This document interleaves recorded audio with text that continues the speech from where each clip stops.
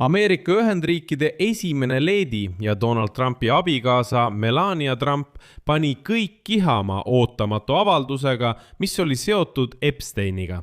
Praegu räägitakse Ameerika Ühendriikides ainult sellest, sest USA esimene leedi pöördus ootamatult avaliku ja ametliku avaldusega Ameerika rahva poole. Ja ta teatas, et ta ei ole Epsteini ohver ning et kurikuulus finantsist ei tutvustanud teda väidetavalt Donald Trumpiga. Ja üldse ei teada midagi ega pole kunagi olnud seotud Epsteiniga. Ja teate, kõige usutavamaks seletuseks esileedi Melania Trumpi ootamatule pöördumisele seoses Jeffrey Epsteini skandaaliga peetakse seda, et ta üritas seda asja maha vaikida. Aga tema vapustav avaldus, mis tehti eelmisel päeval kaamerate ees Valge Maja vestibüülis. See on seesama koht, kus tema abikaasa pöördus eelmisel nädalal rahva poole seoses sõjaga Iraaniga. Peaaegu kindlasti avaldab see vastupidist mõju. Minu nimi on Aleksei Petši, arutame seda teemat koos, aga enne kui alustame seda saadet, palun teil toetada selle YouTube'i kanali tööd.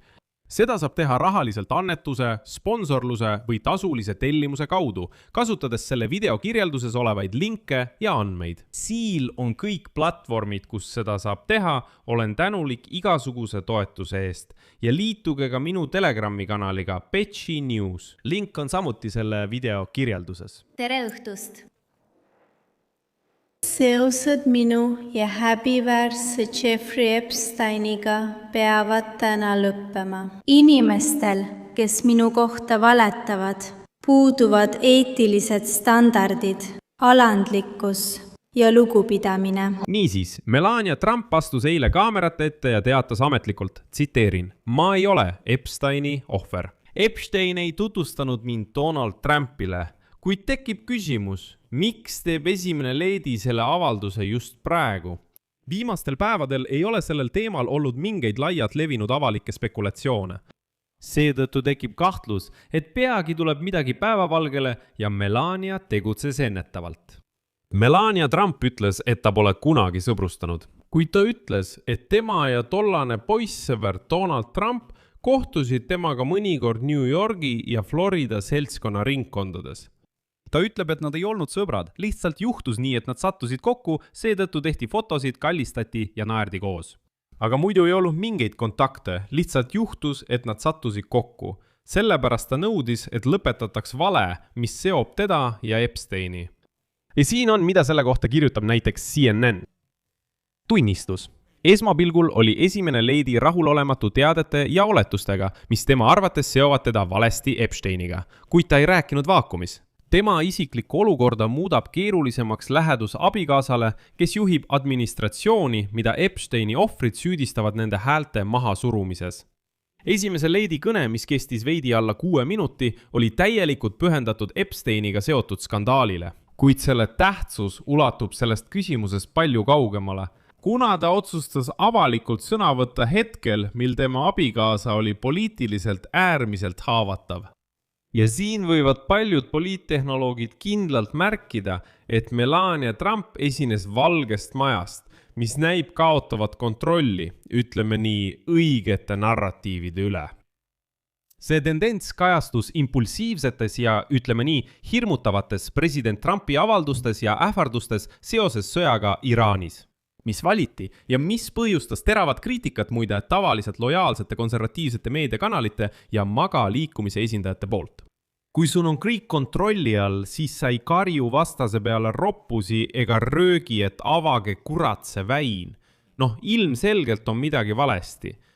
Ja nüüd, kui sõda domineerib aruteludes Washingtonis, miks tundis esimene leedi vajadust astuda välja ja teha just selline avalik ja kõlav avaldus, mis nüüd paratamatult tekitab plahvatuslikku vastukaja? Osa motiividest oli ilmselgelt isiklikku laadi. Melania Trump kritiseeris, nagu ta ütleb, põhjendamatuid ja alusetuid valelikke väiteid seotuse kohta Epsteiniga. Ta mainis sõbralikku meilivahetust, mille ta alustas 2002. aastal Ghislaine Maxwelliga, kes on praegu vanglas ja oli Jeffrey Epsteini kaaslane. Ja Melania Trump lõpetas tol ajal oma kirja Ghislaine Maxwellile sõnadega, tsiteerin, armastusega Melania. ja kui esimene leedi esines Valges Majas, ütles ta, et tema vastus oli lihtsalt vabas toonis kirjavahetus. Noh, mis siis ikka, vastasin sõnadega armastusega naisele, kes, tuletab meelde, värbas tüdrukuid, kellest said Epsteini ohvrid. Sellele naisele ütleb ta armastusega Melania. Aga olgu, oletame, et see ongi nii ja see on lihtsalt kahe naise süütu kirjavahetus. Noh, juhtub ikka. Pealegi pole tegelikkuses mingeid tõendeid ebaseadusliku tegevuse kohta ei Donald Trumpi ega Melania Trumpi poolt. Teeme nii, fikseerime ametlikult, nende vastu pole ühtegi süüdistust. Siiski sattus Trump, nagu paljud teisedki silmapaistvad tegelased, surve alla, et ta räägiks, mida ta Epsteinist teadis. Ja Melania Trump pole tänaseni selle juhtumi kohta avalikult sõna võtnud. Üks küsimus, mis vajab veel selgitamist, on Valge Maja poliitilise sekkumise ulatus tema esinemisse. Tuleb välja selgitada, kas see oli Melania Trumpi isiklik sõnum, mis tõesti oli talle hingel ja millest tal oli kõrini kõik need süüdistused. Kas see oli isiklik sõnum rahvale või oli see osa Valge Maja poliitilisest strateegiast, et näiteks juhtida tähelepanu kõrvale mõnelt teiselt teemalt? Tuletan meelde, et Trump rõhutas mitu kuud, et Epsteiniga seotud juhtum on demokraatide väljamõeldis ja väitis, et riigil oleks aeg see asi unustada ja edasi liikuda. Ehk siis, Trump kutsus lõpuks üles selle juhtumi unustama. Ta ütleb, kuulge, kõik mis võimalik oli avaldati ja kõik, lähme nüüd edasi ja unustame selle teema. Ja tegelikult kõik justkui unustasidki selle ära ning arutati USA sõda Iraani vastu. Aga äkki toob selle sama teema avalikkuse ette tagasi mingil põhjusel USA esimene leedi. Miks? Pealegi, mis siis ikkagi juhtus Epsteini juhtumis? Trump vallandas eelmisel nädalal peaprokurör Pam Bondi, kes just seda juhtumit uuris. Ja siin on huvitav moment. Melania Trump ütles, tsiteerin, igal naisel peab olema võimalus avalikult oma lugu rääkida, kui ta seda soovib, ja tema ütlused peavad saama igaveseks kongressi protokolli kantud. Okei. Kuid rühm ohvreid, kes on üle elanud Epsteini, süüdistas juba avalikult esileedid selles, et ta üritab vastutust föderaalasutustelt, kes peaksid Epsteini juhtumit uurima, ohvritele veeretada. Kui kaua võib seda juhtumit lihtsalt arutada?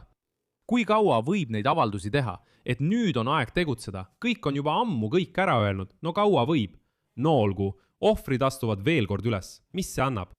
Veelgi enam, Epsteini ohvrite kaitsjad süüdistavad Justiitsministeeriumi teabe varjamises ja sadade tuhandete dokumentide ebaseaduslikus kinnipidamises, mis peaksid seaduse järgi avalikustatama. Kongressi poolt vastu võetud vabariiklaste juhtimisel hoolimata Donald Trumpi esialgsest vastuseisust eelmise aasta lõpus.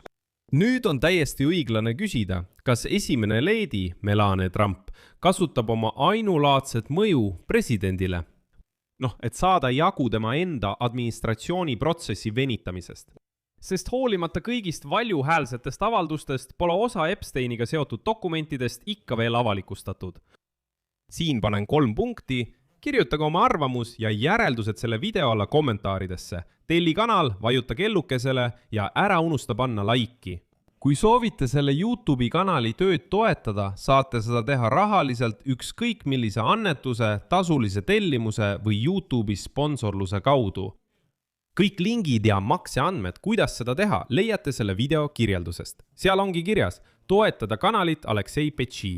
Valige endale sobiv viis. Olen tänulik igasuguse teie toetuse eest. Sellega on kõik. Hoolitsege enda eest. Kõike head kõigile.